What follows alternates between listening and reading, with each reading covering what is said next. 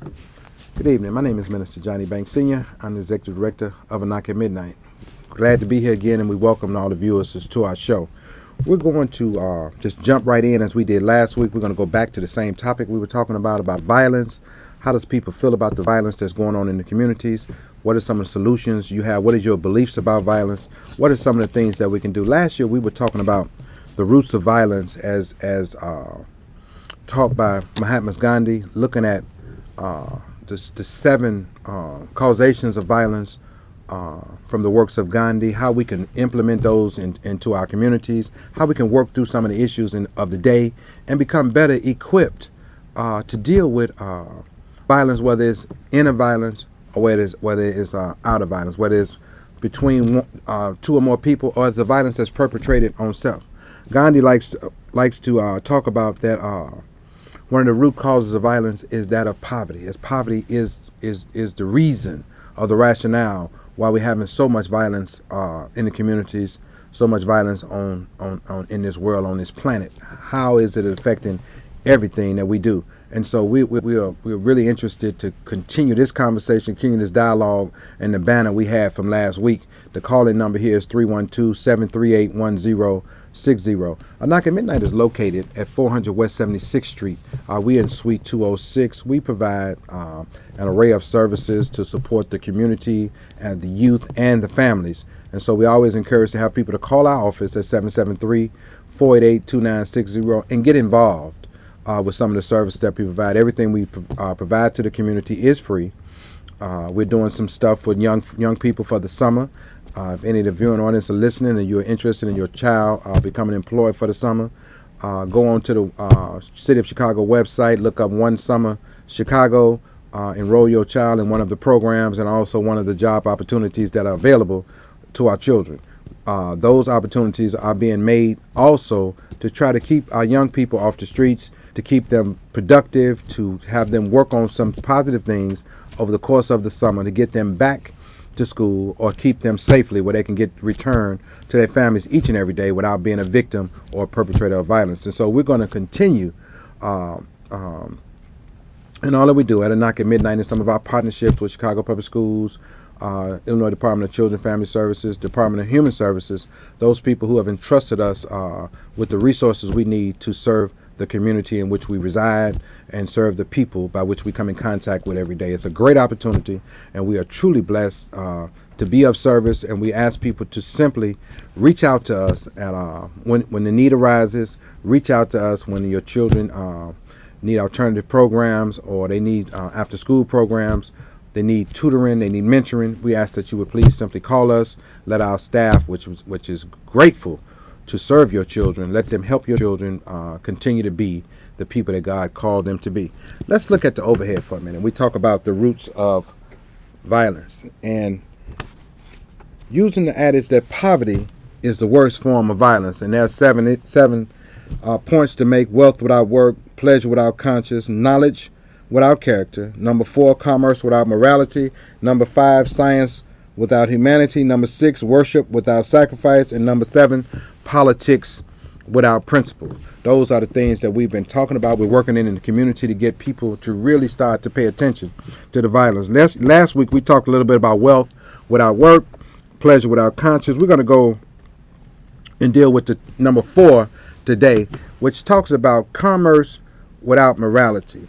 Trying to provide goods and services for yourself, your family, and your loved ones, but in a way that's so immoral and so irreprehensible that it not only perpetrates harm to yourself, but it also perpetrates and creates harm to other people.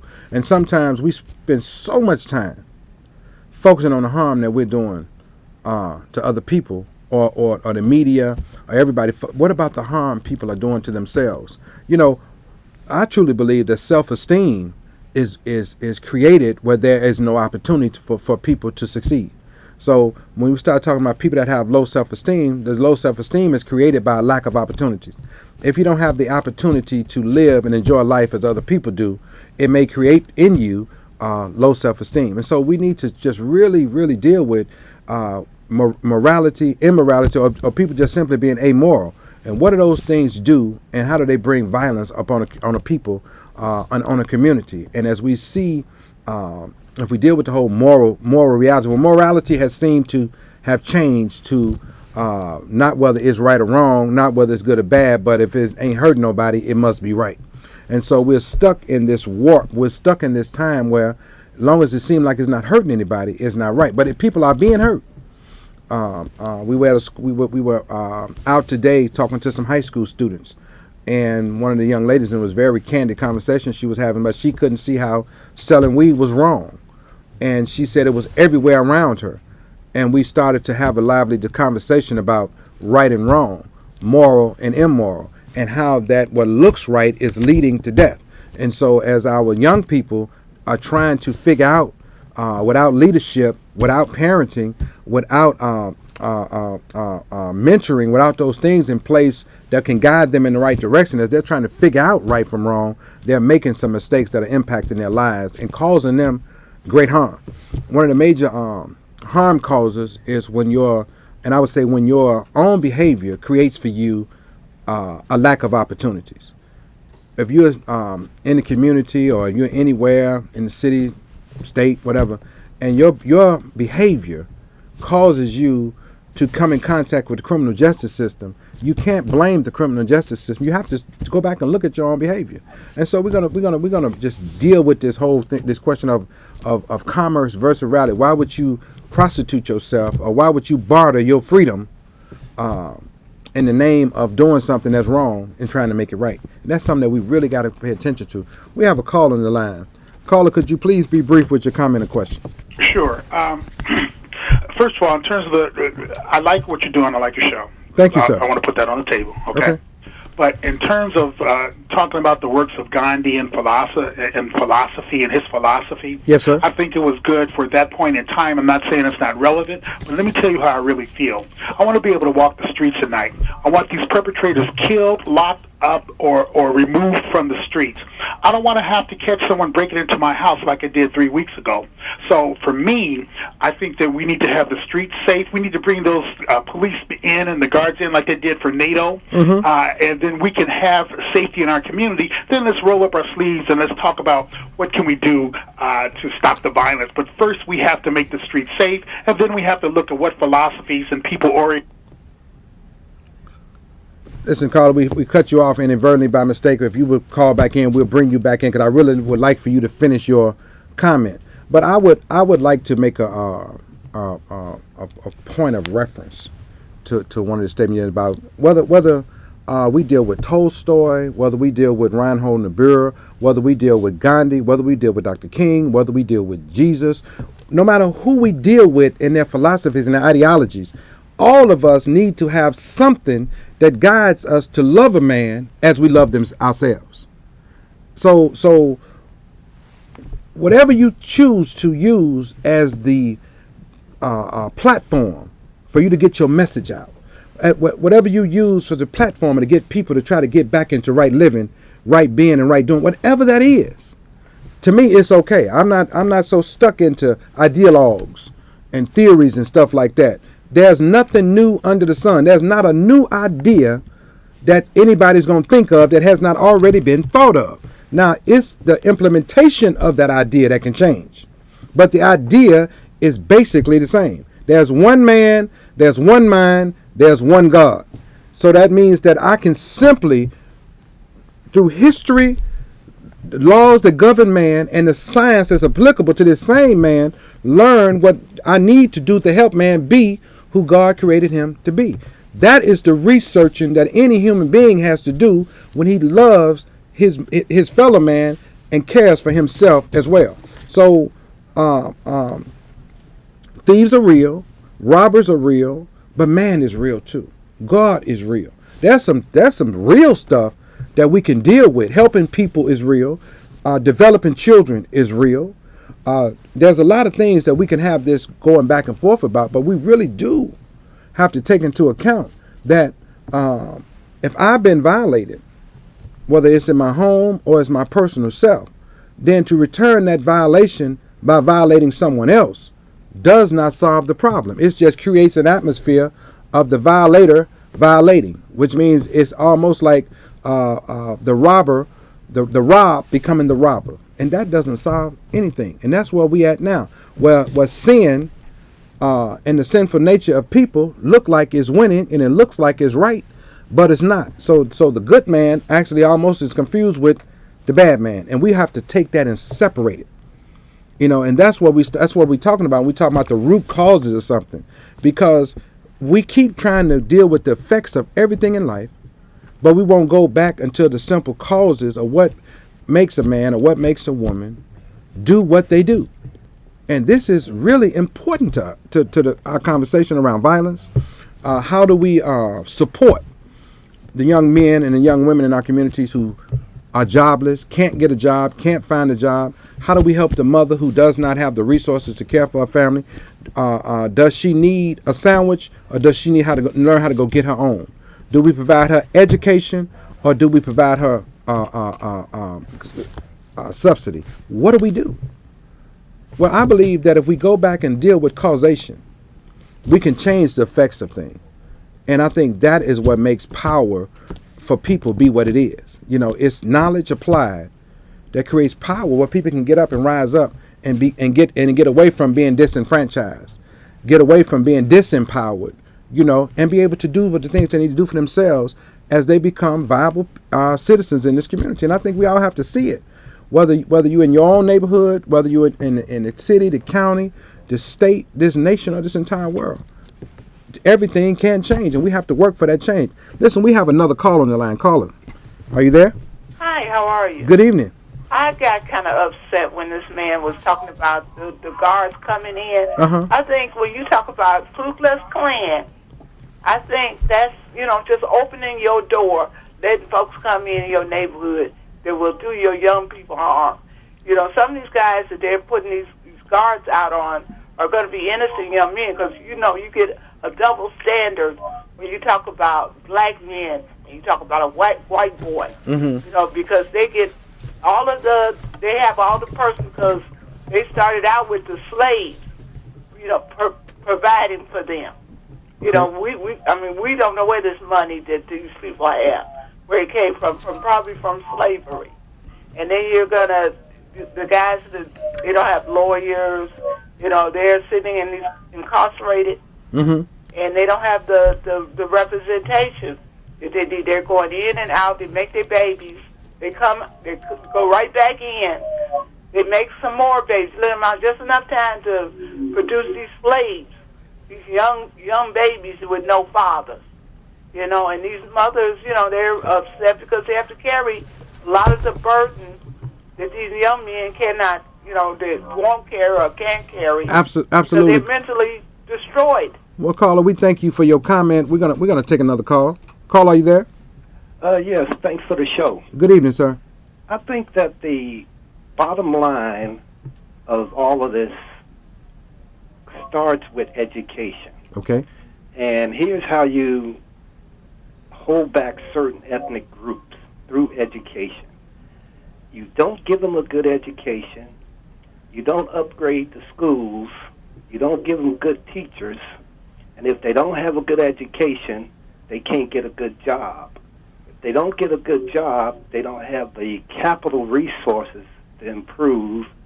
Then that makes crime available as an alternative, because you can't get a good job. Okay. Then the correction system sweeps you up into the criminal system, and then now you have a felony, and now you surely can't get a good job. Okay. But I think that it's a secret, concerted effort to keep the education low among certain ethnic groups. I used to think that it was just a matter of good teachers, or fix this school, fix that school. Uh-huh. But this has been going on for 10, 20, 30, 40, 50 years. Caller, the same problem. Caller, I don't want to interrupt you, but I got a question I want to ask you, if you can answer this question for me. Okay. Can I ask you a question? Who is a child's first teacher? The first teacher is the parents. Okay, now how much responsibility does a parent have for the education of their child? The parent has total responsibility in the beginning, but when the parent is forced to put their children, because they can't afford it, they're forced to put their children into the public school system. But okay, now let's me and you go back and forth for a minute, because I'm interested in what you're saying. So a parent that has been raising their own child, Mm-hmm. they don't have to put their child in Chicago public schools. They can teach them at home. Yeah, but if that parent is not educated, Okay, now let's stay here. Now we go. Now we getting somewhere, and this is all I'm just trying to get, because my belief is, and I'm me and you on the same page, is that when the first teacher is an inadequate teacher, the child is going to get an inadequate education. You can't develop a child inadequately and hope somebody else can take the inadequateness out of them. yeah, but once you get caught up in the spiral of the parent being inadequate and Okay. not being able to afford private schools, see, that's why all of the people, the presidents and all that politicians, they send their kids to private schools to break that cycle. I got you. I So got see, you. once the parent is inadequate and the parent through low income is Uh-huh. forced to use the public school system, that starts the spiral. Carlos, that's great. We're gonna appreciate your call, appreciate your comment. I thank you for going back and forth. That was wonderful. Let's take another call. Call, are you there?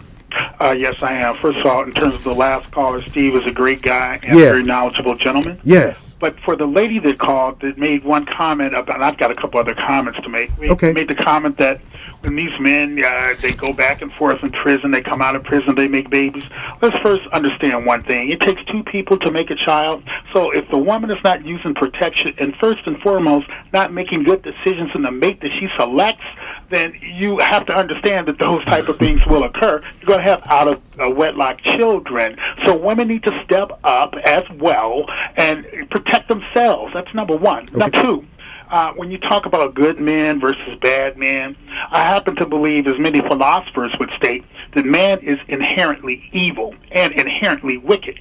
And so we are controlled, our behavior is dictated by the forces of social control, i.e. the police, the laws, and the criminal justice system.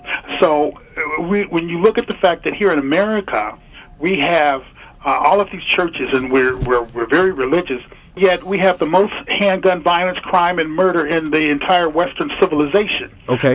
When you take a look at China, and Mao said that he made a comment once that America believes people can be controlled by God, but people can only be controlled through the barrel of a gun. And so what we're finding out now here in America, and then one final comment, is that the whole religious-based themes and theories really don't help control the populace. For example, if you're in Europe and you mention God in a speech in Europe, you're censored. If you mention God, if you're a politician, I'm sorry. Okay. If you mention God again in your political discourse, then you're removed from office, because they understand the separation of church and state. That's right. I know I put a lot of things on the table, but these are things that we have to consider just for this conversation. But again, if it takes all of those NATO police to come in here and make our streets safe, we need to make our streets safe. We need to also have term limits so that we can remove these politicians that aren't doing anything for our people. And we need to have concealed carry laws here in Illinois. We're the only state in the United States that don't have concealed carry laws, but we're one of the most dangerous cities in the world. I don't get it. Thank you, Carl. I appreciate it. We have anybody else? Let's take another caller. Carl, are you I there? hope I'm staying on top, and I hope that the conversation will remain civil. Yes. I was listening to some of the things the other callers say, and I can't help but say that in terms of women and children, all that, what have ever happened to her in terms of dating? It's one of the process to find out what you want, what you don't want. It's not about casual sex, whatever. It's in terms of refining your selection process. And like the woman, a lot of times she had to deal with the bulk of responsibility. And I think we need to get back in terms of that, in terms of raising our children, and tell them what is the purpose of dating, so children can make. So our sons and our daughters, they can make better selections, a choice, whatever. And once people get into certain situations, especially with children involved, and later on trying to correct certain things, it is too late then. And the last point I want to make is, I'm not too sure about allowing people to carry guns on the street. And my father told me, anywhere you got to go carrying a gun, you don't need to be there. One thing about having a gun in your home, that is fine and dandy. I don't have no problem. Everybody should have the right to be a responsible gun owner in their home. But so far, let people go out on the street and carry guns. We have a whole lot of people not mature enough, not stable enough in terms of having a handgun be carried out on the street. Sir, thank you for your call. I want to thank all the callers. I mean, you guys make a better case for my topic, which is commerce versus morality. Commerce without morality, trying to develop the things and get the things and acquire the things you need from an immoral perspective. Nobody makes the case better than me, better than you all. You all make the case very good. All I can do is sit here and just kind of MC it. Because as I'm listening, I'm saying, okay, these are exactly the issues we're discussing. As we try to find a scapegoat for this, and we try to find a scapegoat for that. As we look for the perpetrator of things, when the fact of the matter is, and I'll go back to this thing about the child's first teacher. If the first teacher is inadequate, the next teacher's work is almost cut out for them. But we don't want to deal with that. Well, if we keep backing up and backing up and backing up, we'll see that it takes a strengthening of family and a strengthening of and an understanding of early childhood development, and having mothers who are young, whether young women or anyone who is pregnant, to have the skill set or take the classes or whatever the case may be, to better understand and be better equipped to develop the mind of a child, to develop the spirit of a child, to develop the emotions of a child, to have a child physically ready to be a part of this great society we live in. No matter what goes wrong, we still are in a great society, but we will not go back and deal with the root causes of some of the issues that we're having. Yes, there's a separation between church and state, but there's one I don't believe there's not a great divide between science and religion. Now that's a totally different thing. Church and state is one thing, and they got rules against that. But in order to understand just the whole thing about religion and the theology of that, you would first have to be able to scientifically understand even who Jesus was. And in his walk on the earth, one of the greatest social minds that ever walked the planet, that understood society, what society's issues was, how to heal, set free, and deliver the people from that. That is a science unto itself.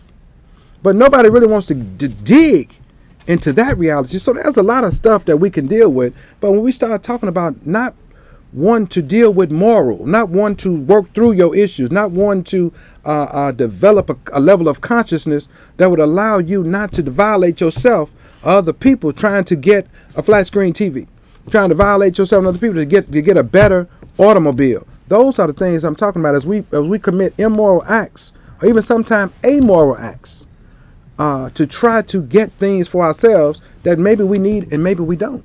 And so when those things keep happening, then violence is definitely going to show up, because where wrong is going to show up, and it is going to sometime be ratcheted up exponentially to a point that it becomes like a grip or becomes viced into a community to the point where you can't even extract that level of violence out of a community, where people just don't care anymore. And so we struggle through these issues, viewing audience, and these are the things that we should talk about with each other, whether it's here, whether it's at a Knock at Midnight or some other venue where we can all get together and share our thoughts and belief, and maybe one of those ideas that some of us share can be blended, or it can become the single idea or the flashpoint for us to make a difference in our lives, and the difference in the lives of our families, the lives of our communities. Because, like I said before, there's only one man, there's one mind, and there's one God. There's not a whole lot of shifting and ebb and flow about that.